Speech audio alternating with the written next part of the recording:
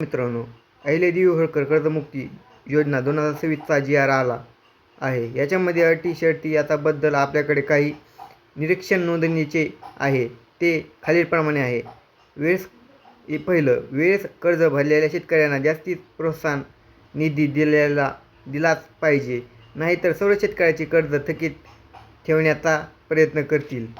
दुसरा, आर्थिक वर्ष 2025-26 मधील अतिवृष्टीग्रस्त शेतकऱ्यांना या कर्जमाफीमध्ये प्राप्त केले पाहिजे, नाहीतर या सर्व प्रक्रियेला आंदोलनाला काहीच अर्थ राहणार नाही.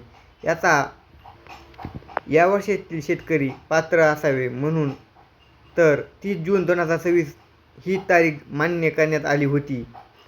तिसरा, परंतु कोणतेही शेतकरी नेते आज वरील मागणीबद्दल भाष्य करत नाहीत आहेत. वरील दोन्ही मागण्या गरजेच्या आहेत. दोन्ही मागण्यांचे मान्य झाला पाहिजे. तसेच 30 सप्टेंबर 2025 अखेरी थकीत असणाऱ्या म्हणजेच आर्थिक वर्ष 19-20, 20-21, 22, 23-24, 25 मधील जे शेतकरी येतील त्यांच्या सरसकट कर्जमाफ शेतकरी पात्र असावे. या कर्जमाफीमध्ये आर्थिक वर्ष 2025-26 मधील अतिवृष्टीमुळे कर्जबाजारी झालेले शेतकरी पात्र असावे म्हणूनच आपण 30 जून 2026 ही तारीख मान्य केली होती.